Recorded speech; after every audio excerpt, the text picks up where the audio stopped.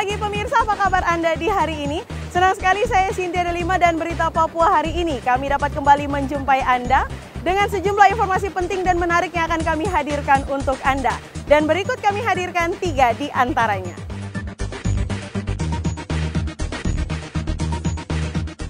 Diduga menyalahgunakan dana penanganan COVID-19 untuk keperluan pilkada, Bupati Mamberamo-Raya ditetapkan tersangka oleh Polda Papua. Jelang HUT Organisasi Papua Merdeka, polisi siagakan ribuan personel di 5 daerah rawan. Jumlah kasus COVID-19 terus meningkat, Satgas COVID-19 Merauke batasi pergerakan warga.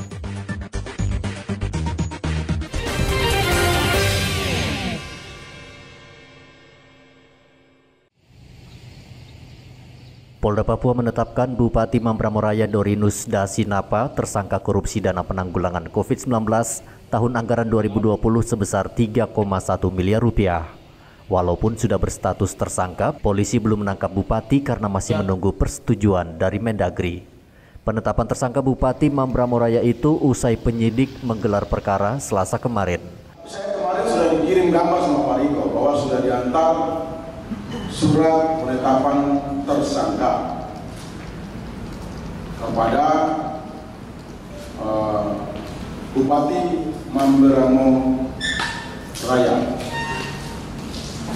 dan kita tinggal tunggu mekanisme yang sedang kita tunggu, yaitu kita Kapolda Papua harus menyurati Kapolri untuk meminta persetujuan daripada Menteri Dalam Negeri.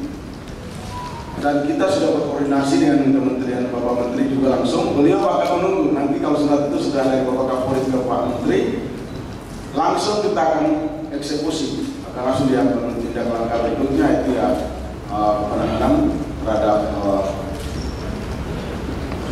tersangka Bupati. Dan tidak berhenti pada beliau, masih ada lanjutan kepada yang lainnya. Sebelumnya, tim penyidik Direktorat Reserse Kriminal Khusus Polda Papua menetapkan Kepala Badan Pengelolaan Keuangan dan Aset Daerah Mamberamo-Raya sebagai tersangka korupsi pekan lalu. Dari hasil pengembangan penyelidikan Kepala BPKAD terungkap anggaran COVID-19 tersebut diduga disalahgunakan untuk biaya pilkada. Bupati Mamberamo-Raya dijerat dengan Undang-Undang Pemberantasan Tindak Pidana Korupsi dengan ancaman hukuman maksimal 20 tahun penjara. Hendra melaporkan dari kota Jayapura, Papua.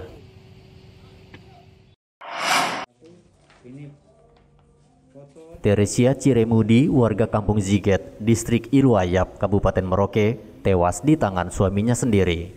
Tubuh korban penuh luka bekas pukulan benda tumpul. Matius, suami korban, awalnya membangunkan istrinya yang sedang tidur. Namun istri tidak terima dibangunkan, lalu pasangan suami istri ini cekcok. Matius yang sudah kalap memukul korban menggunakan kayu sebanyak 4 kali sehingga akhirnya korban meninggal dunia. Pelaku membangunkan korban, namun saat itu korban tidak mau bangun sehingga terjadi perkelahian. Jadi cekcok sehingga pelaku emosi lalu mengambil sepotong kayu bulat langsung memukulkan ke arah korban sebanyak 4 kali. Polisi yang mendapat informasi langsung bergerak cepat dan menangkap Matius Senin lalu. Pelaku saat ini ditahan di Polsek Ilwayap. Pelaku dijerat dengan KUH pidana dengan ancaman hukuman penjara maksimal 20 tahun. Muhammad Ridwan melaporkan dari Merauke, Papua.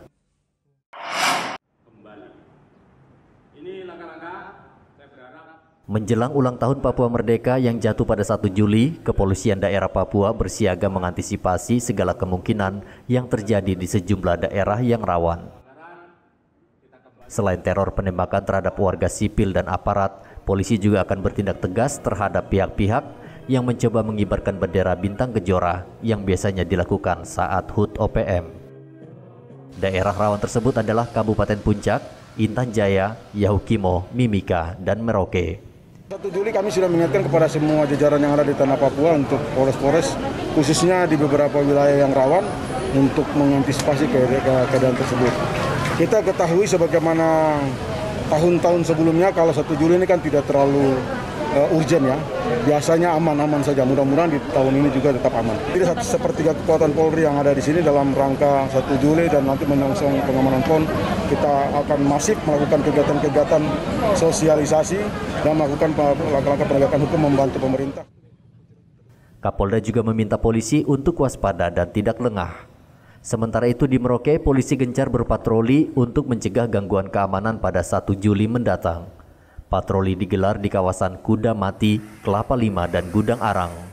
HUT OPM 1 Juli nanti juga bersamaan dengan HUT Bayangkara. Oleh karena itu polisi memastikan situasi di Merauke aman dan terkendali. Bukan hanya menghadapi 1 Juli saja, ini kita dalam rangka Hari Bayangkara juga. Dari patroli motor kita laksanakan patroli ideologis, kemudian dari Intel juga sudah gencar melakukan penggalangan yang intinya adalah tidak terjadi gangguan-gangguan Kamtibmas. Ya. Dan kami himbau juga masyarakat untuk ya tetap menjaga situasi Kamtibmas tetap kondusif. Yang paling penting adalah kita ini sama-sama bersatu padu. Bagaimana Merauke ini aman? Khususnya di masa pandemi COVID ini, ya itu menjadi prioritas kita. Ya, jangan berpikir hal-hal yang negatif kemudian jadi mengganggu Kamtibmas nantinya. Tentunya itu hal-hal yang betul deteksi dini.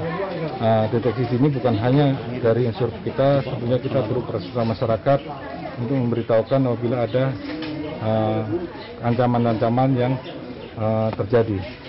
Untuk wilayah Timika, kita juga perlu antisipasi. Dan apabila ada pergerakan dari kelompok yang mengganggu, ya, yang akan mengganggu situasi keamanan, tentunya kita akan segera merespon. Harapan kami selama ini masyarakat sangat membantu kami dalam mendeteksi keberadaan kelompok-kelompok yang mengganggu keamanan. Warga diminta untuk tidak terpancing dengan isu menyesatkan yang sengaja dihembuskan pihak tertentu untuk menciptakan kekacauan di Merauke. Tim Liputan melaporkan dari Jayapura, Merauke, dan Mimika.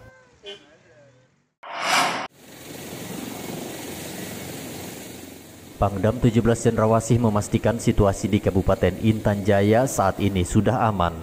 Hal ini disampaikan Pangdam saat berkunjung ke Intan Jaya untuk memastikan pembangunan di daerah ini terus berlanjut.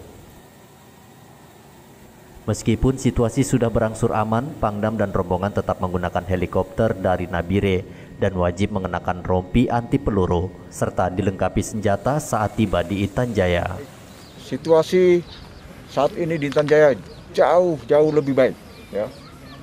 Aman, kondusif. Ini semua berkat kerjasama antara pemerintah daerah, kepolisian, TNI yang ada di sini, dan seluruh masyarakat Kabupaten Intan Jaya untuk menjaga keamanan. Dan saya berharap ke depan Intan Jaya makin kondusif dan makin baik kondisi keamanannya, sehingga pembangunan dalam rangka meningkatkan kesejahteraan masyarakat di Kabupaten Intan Jaya makin dapat dilaksanakan dengan baik. Pangdam meminta warga, polisi, dan prajurit harus terus bersinergi untuk menciptakan situasi yang aman di Intan Jaya. Pangdam juga menyerahkan rumah dinas petugas kesehatan sebanyak 6 unit yang dibangun tentara. Arthur melaporkan dari Intan Jaya, Papua.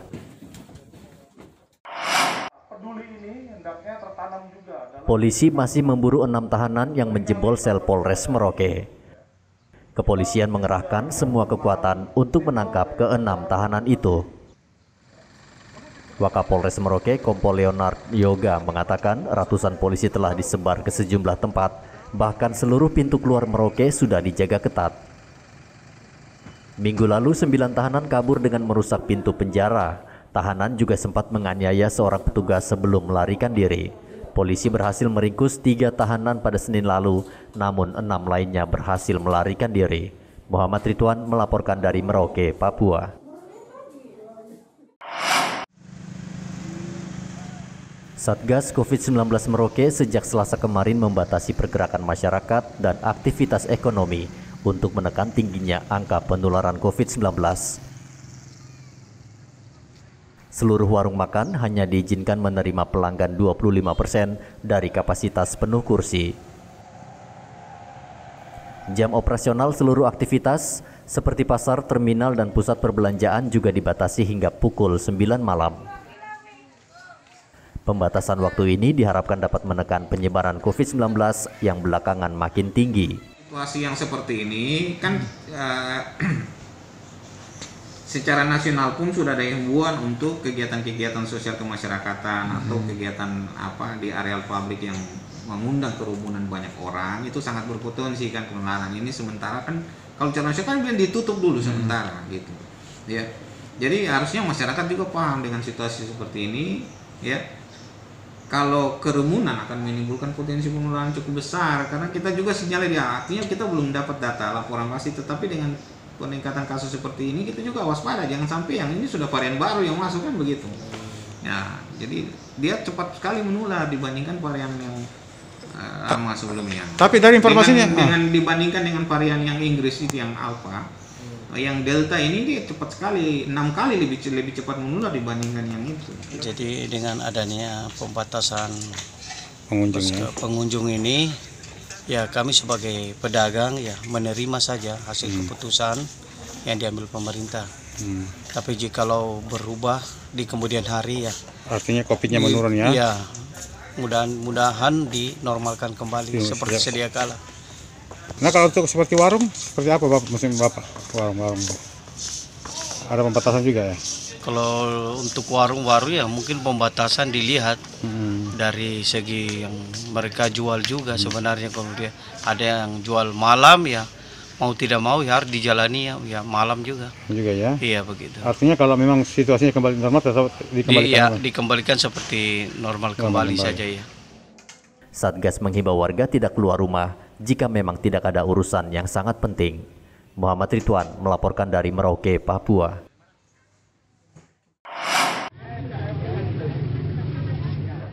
Tentara, polisi, dan pemerintah daerah Mimika terus berupaya membujuk warga sebanyak-banyaknya agar mau divaksin. Berbagai cara dilakukan pemerintah dengan mempermudah syarat, seperti tidak diperlukannya lagi surat domisili, sehingga siapa saja bisa langsung divaksin di setiap lokasi. Dalam waktu dekat, TNI berencana akan menggelar lagi vaksinasi massal dengan target 1.000 warga setiap hari. Polres sama Badan Kesehatan minggu depan akan kita lanjutkan kegiatan tentang vaksinasi ini, percepatan vaksinasi ini. Ini harus kita ketahui bersama dengan kegiatan vaksinasi ini adalah kita melindungi. Apalagi kita monitor semua ada varian Delta yang ternyata di beberapa tempat sudah teramat sangat mematikan. Kalau ini tidak segera dicermati dengan baik oleh masyarakat khususnya, makanya apa yang sudah kita selenggarakan ini, Pemda, TNI Polri melaksanakan memfasilitasi kegiatan seperti ini. Saya mengajak untuk semua masyarakat khususnya yang ada di wilayah Timika datang, kemudian laksanakan vaksinasi. Tahap pertama kapan? Nanti akan sampaikan, kemudian tahap kedua kapan. Rencana minggu depan akan kita lanjutkan kegiatan vaksinasi pertama ini pada tanggal 1, 2, 3. Ada 3 hari yang kita laksanakan, tempatnya di Rumpit Ban. Sehingga nanti akan terdata kapan mereka akan melaksanakan vaksinasi kedua. Sudah sampaikan oleh Badan Kesehatan bahwa tahap pertama, orang yang sudah melaksanakan vaksinasi sudah mempunyai antibodi ataupun pengaman untuk dirinya terhadap virus ini. Dan mendapatkan yang kedua akan lebih baik. Itu mungkin yang perlu disampaikan. Hal teknis selama di lapangan kita ketahui bersama, antusiasme masyarakat cukup banyak. Ada mungkin beberapa yang harus kita perbaiki ke depan. Dalam artian siapa yang akan datang, kemudian cepat mendaftarkan, kemudian segera divaksinasi kembali, kemudian bisa mengajak masyarakat di lingkungan putaran sekitar dia tinggal. Dan mungkin sampaikan bahwa saya sudah vaksin, kondisi saya baik-baik saja, ajak masyarakat yang belum untuk melaksanakan vaksinasi. Vaksinasi massal yang digelar pada Sabtu pekan lalu ternyata mendapat respon luar biasa dari warga Mimika. Dari target vaksinasi sebanyak 1.000 orang, yang mendaftar malah 4 kali lipat atau 4.000 orang. Igo Batmomolin melaporkan dari Mimika, Papua. Vaksinasi untuk warga lanjut usia saat ini masih sangat minim di Merauke. Dari target 40.000 hingga akhir bulan ini, baru 2.000 lansia yang divaksin. Minimnya vaksinasi lansia disebabkan karena masih banyak warga yang tidak mau divaksin. Selain itu juga kurangnya sosialisasi dari Satgas COVID-19 menyebabkan cakupan vaksinasi sangat minim. Untuk mempercepat vaksinasi lansia, Dinas Kesehatan akan bekerjasama dengan TNI menjangkau seluruh warga lansia yang tinggal di kampung-kampung. Jadi memang kita ada rencana mau ulang lagi, ya. Kita akan libatkan juga Angkatan Udara, Angkatan Laut, sehingga posnya makin kita perlebar. Jadi misalnya kami koordinasi dengan AU sudah bersedia. Jadi nanti ada pos di kliniknya AU sehingga bisa menjangkau masyarakat sekitar Mulis, Padem, kan gitu. Kami sudah koordinasi juga dengan Angkatan Laut sudah siap. Tadi telepon saya, kemungkinan mereka Kamis akan ini untuk daerah sekitar Muari, Lampu Satu dan segala macam. Sejauh ini targetnya berapa, Dok? Target untuk lansia sendiri divaksin berapa banyak ini? Sebanyak mungkin, pokoknya yang bisa datang. Makanya kita harapkan dukungan dari berbagai pihak ini dapat menjaring lebih banyak masyarakat. Sekarang berapa persen, Dok, yang sementara terjangkau untuk vaksin lansia ini? Vaksin lansia kita dari 40.000 mungkin baru 2.000-an. 2.000-an ya, masih kecil ya, Dok ya? Masih kurang banyak. Oh, gitu. Tapi Dok, yang itu sasaran. Sementara itu, Selasa kemarin, 2 pasien positif COVID-19 meninggal dunia di Rumah Sakit Umum Daerah Merauke. Kedua pasien berasal dari Kelurahan Samkai. Saat dibawa ke rumah sakit, kedua pasien menderita sesak nafas dan sempat dirawat selama 1 hari. Warga diminta terus menerapkan protokol kesehatan karena kasus COVID-19 terus meningkat.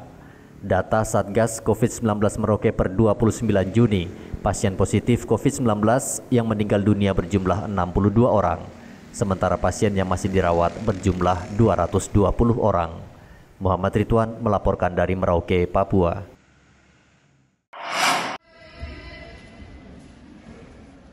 ...18 atlet judo Papua tengah mengikuti training center di Ciloto, Jawa Barat untuk bertarung dalam Pekan Olahraga Nasional atau PON ke-20 pada Oktober mendatang. Walaupun di tengah pandemi COVID-19, para atlet tetap fokus mengikuti program latihan yang diterapkan tim pelatih guna meraih prestasi tertinggi. Tim Judo Papua menargetkan perolehan 3 medali emas di ajang pesta olahraga 4 tahunan tersebut.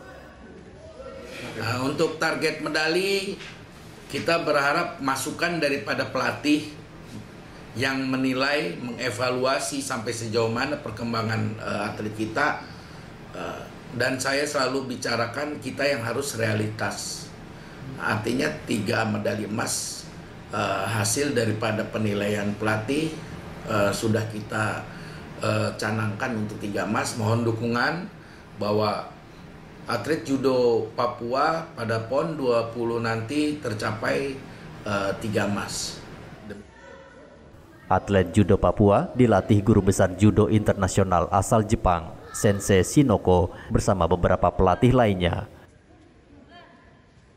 Riko Taruna mengaku melihat langsung para atlet ini berlatih dan banyak perubahan besar yang terjadi setelah mereka ditangani tim pelatih dari Jepang. Hendra melaporkan dari kota Jayapura, Papua.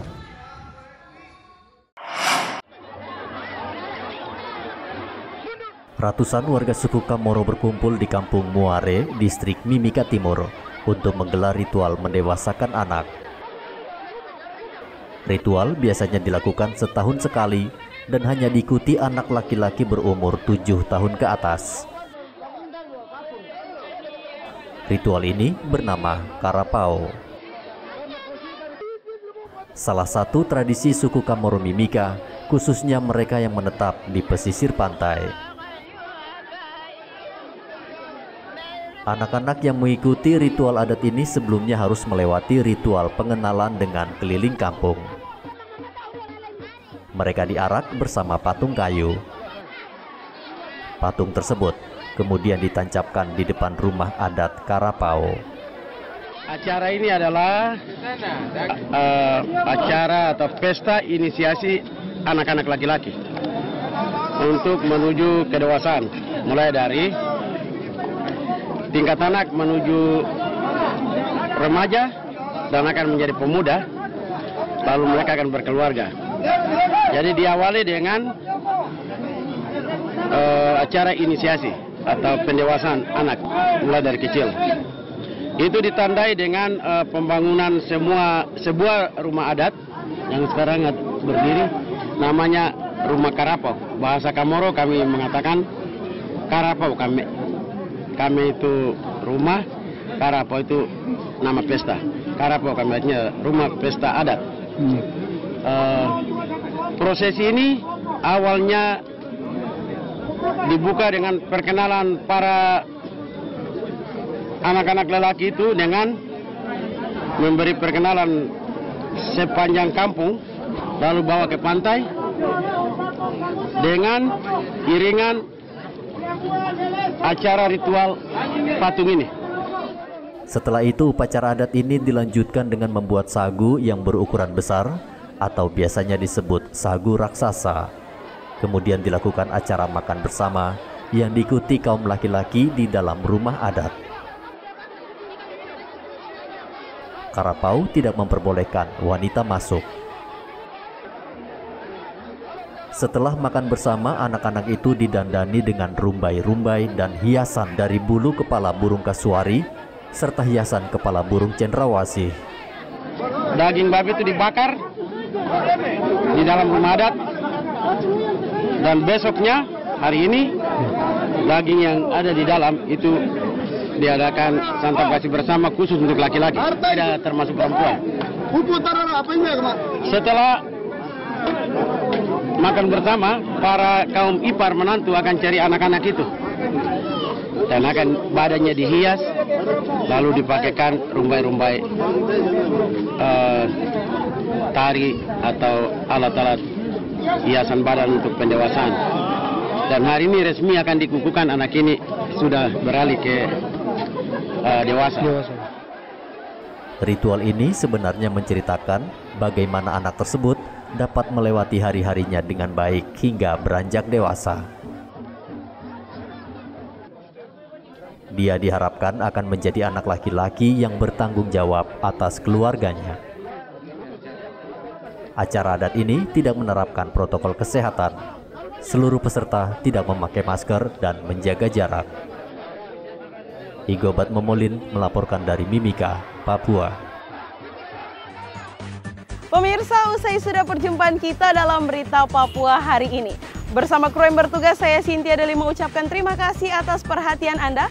Selamat pagi, semangat pagi, Wanyambe.